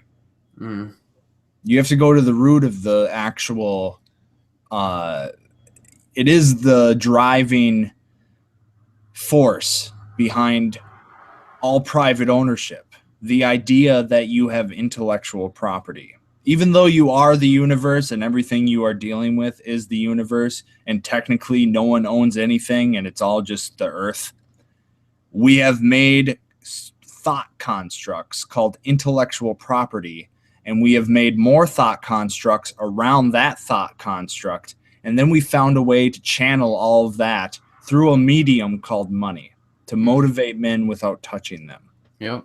It's actually brilliant. It is. But the problem is when it becomes outdated and we don't need it anymore, the first step is abolishing intellectual property. But that's another problem because if you tell people they don't own anything, immediately they're going to think you're talking about communism. And then secretly the inner party owns everything. And that's how communism really works. It's always a small group of people manipulating all the others. But I'm not talking about that. I'm talking about some type of philosopher king public education system where from the ground up, we lay the groundwork of basically brainwashing kids with new ideals. Instead of telling them they are animals fighting for survival in the law of the jungle. And that basically is what we're living with. We still have empathy and we still have these characteristics that build civilization, but at the core we still teach law of the jungle, competition, dog eat dog. What if we start actually using our public education systems to build sustainable structures, sustainable thought structures? It always starts in the thought realm, and we start saying that nobody owns anything. And we start brainwashing those ideals. And then we build, just like we built thought structures around private ownership. What if we start building thought structures around post-intellectual property, where we do not have intellectual property? And when you go to school, you learn how to be self-sufficient. You learn how to farm. You learn how to do all that stuff. And then each home has its own cloud and server. And we apply the best suitable political ideology or methodology, possibly a republic of some sort, and we vote through the digital cloud interface. I'm trying to have a marriage of everything the competitive capitalist world gave us with everything we need now socially. Like the competitive capitalist world, we have to outgrow and we need to extract all the benefits and leave all the negatives. Yeah. And we need to have a new approach, a new methodology. The negatives make people so much money. Well, yeah, but we're also going. Here's the thing. No, I'm just saying. That's why. No, I know. That's why the hard part. So. Right. And here's the thing. These things have these thought structures have given us technologies that are so advanced. But you know where we haven't advanced? Where? Social technologies. Oh yeah, spiritual. We've become so much anti-social and anti-spiritual and it's so now that this technology is here, we need to transcend the old behaviors and reprogram the environment, not around more consumption and algorithms that are trying to take over and carry on the old ways of living. We need to break away from that and transcend it, because we have the technology now to transcend the old ways of thought and living. Do something good for a change, people. Exactly. And, the law of karma, and at its basic principle, it's actually just the law of energy. You move something, you may get an equal or opposite. And hopefully, if you give something, somebody will give you something in return. Right. You don't have to. You shouldn't expect it, but you just want it, or you should get it. You know what I mean? But that's the thing about being that type of person, is you should be able to. But just keep in mind, give it back. You're never going to defeat any of what you want to transcend, because it starts with the youth, and it starts you have to lay the groundwork, know? Mm-hmm. You got to build the base, and then the rest of the pyramid kind of starts building itself. So put your cell phones down and raise your kids' parents. There's a start. Yeah, those cell phones, man, they're just brainwashing devices. You just walk around like zombies looking at screens. Right. I've heard people say that, people are becoming surrogates.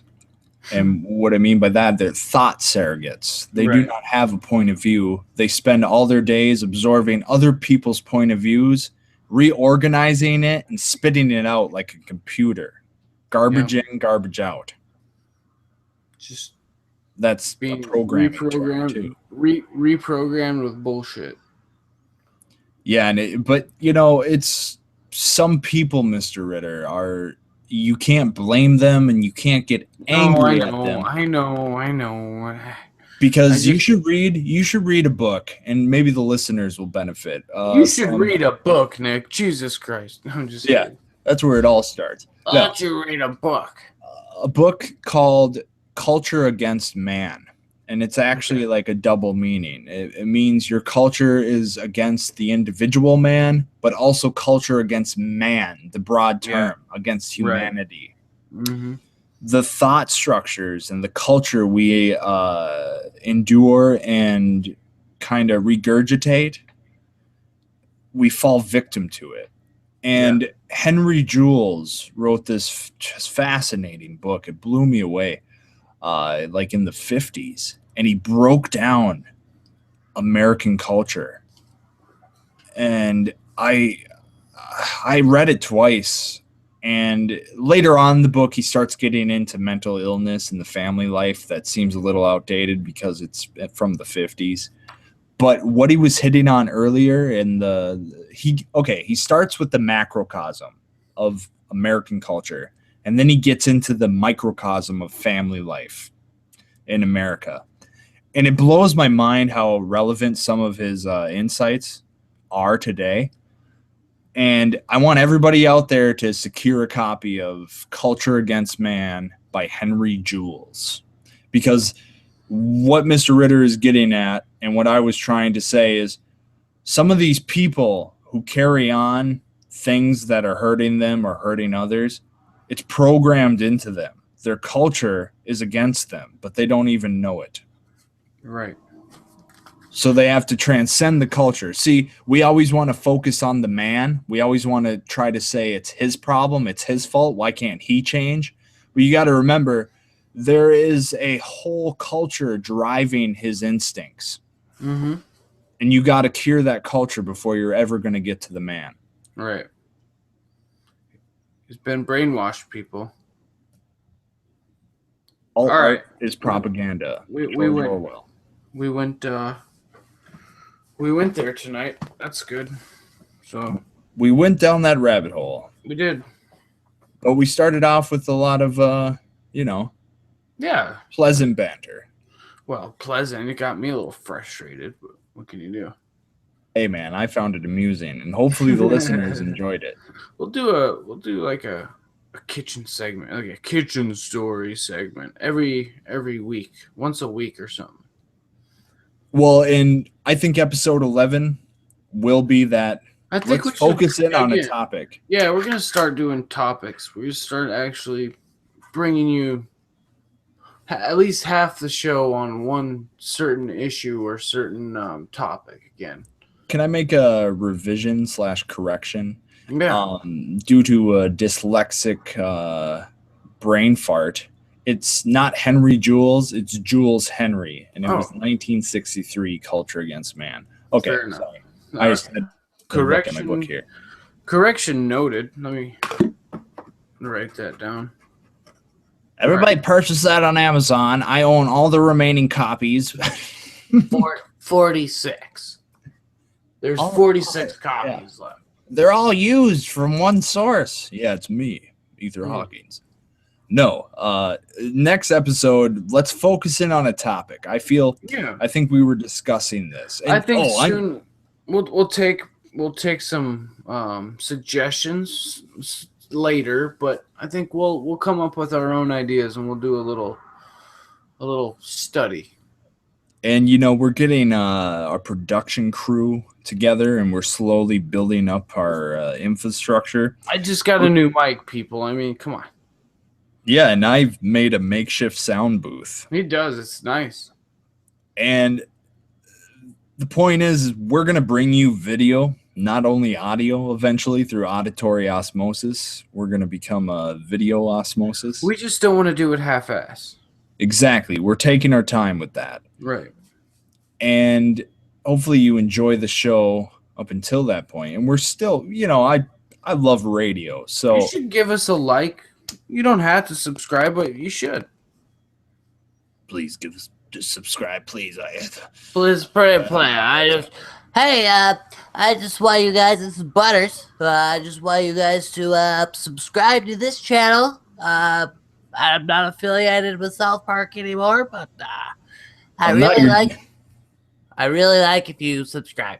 Thanks. Well, now you're just pandering.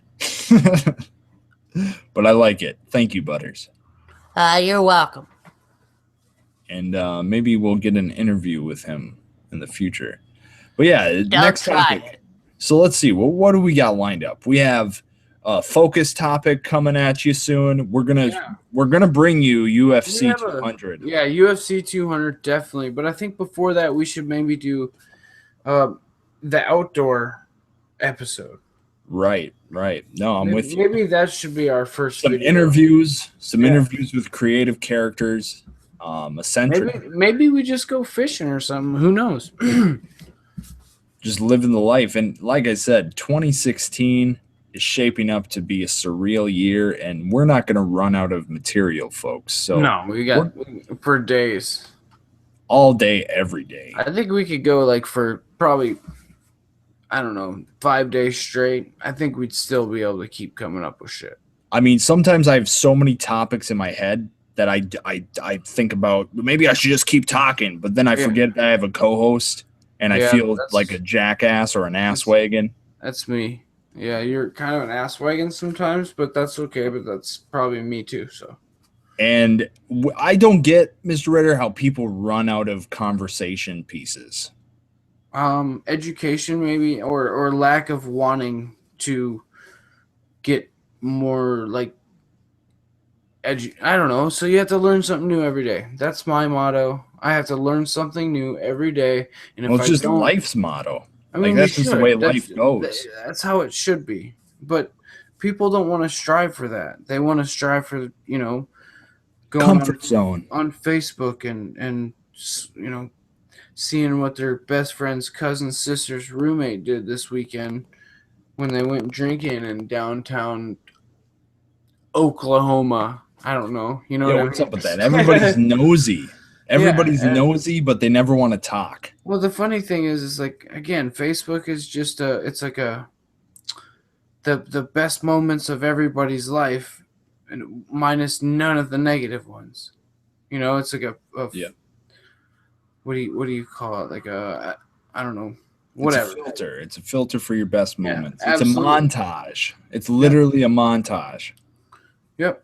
But it's only positive. Imagine all the negative. If somebody was there to take negative pictures all the time, you bawling, or you like cutting your hand open, or like, I don't know, like wrecking your vehicle, like waiting for the police or like somebody to come help you, and then the police arrest you because you had some warrant from 2007 or something. You know what I mean? Well, I remember when Facebook first launched their what is it called? I don't use it, so this is just through the news. What is it called when they remind you of an event that happened last year on this day or something? Oh, I think it's something like that. Yeah, Facebook remembers this day that many years ago. Well, you uploaded it, so it's just giving you something you've already put up there. Well, I wrote a little like thought probe, a little blurb talking about that when that came out. I called it like tomorrow is yesterday, only in the news sphere. And what I meant by that is on the internet, like something that happened yesterday can be looked at a year from now. So like you're constantly reminded of yesterday, but you're never actually going to grasp that again because you're always in the here and now. Right. So why do you even pay attention to it? Like I get memories, but to be plugged into your yearly events of shit you posted that no one cares about on Facebook, to have that come back up next year and then you look at it, like what's the point, people? The point is some people live that way, man. That's what they love to do, is they love to watch other people's bullshit all the time. What a tedious lifestyle. I mean, go out and do something. Bring your kids to the park or something. Just go to the Omni Theater and learn something on the fucking cool screen, or go to the zoo. Sorry if you have to not spend as much money. Maybe you should just go to the park and walk around. Yeah, Como Zoo's free. That's Minnesota. Let's give a shout out to Como Zoo. Como Zoo's great. Putting smiles on poor kids' faces since I don't know when. Last time I went there, the polar bears were doing backflips in the water. It was pretty cool. They'd look at you, and then they'd kind of get your attention. Then they'd do a backflip underwater. It was pretty cool. That is badass. And they had gorillas there. Yeah. Right? One of the best free zoos in the state. That's the only free zoo I've ever been to. I didn't know zoos were free. Yeah, that's true. We should look into, like, man, Como Zoo is brilliant. Maybe we should see if we could go to the Como Zoo and just kind of riff off. Putz around. Yeah. No, I'm down. Yeah, that sounds great. Hey, listen, man, I gotta drive home. It's a long drive from the studio here, bro. I was just gonna ask you, is it it's supposed to be raining? Yeah, I'm supposed to get some nice thunderstorms tonight. It'll help me sleep. All right. Yeah, for sure, man. Well, it's been a successful episode XXX. So it was the 22nd. Now it's the 23rd. Coming at you very soon. UFC 200, dude. That's gonna be amazing, balls. So we got lots of shit ready for everybody, but it just takes a little time to do it, people. So you guys have a great rest of your evening. Mr. Hawkins. Yes. You drive safe, unless you're sleeping at the studio again. Yeah, I'm gonna set up the old hammock and probably just fall asleep in the corner over there. You can put it anywhere. That's what's so convenient about it, right? That's the brilliant part. Great. So, folks, stay safe out there and continue to use your thought bubble to probe things out there. Yeah, use your brain, people. That's what a thought bubble is. He's pretty smart. That's why he sounds like that. All right, guys. Well, it's a murky boil of, bubbling goo. For sure. Use it. Use your goo ball in your brain hole. Have a good night, people. Signing off. This is Nicholas Ritter and Ether Hawkins. Have a good evening.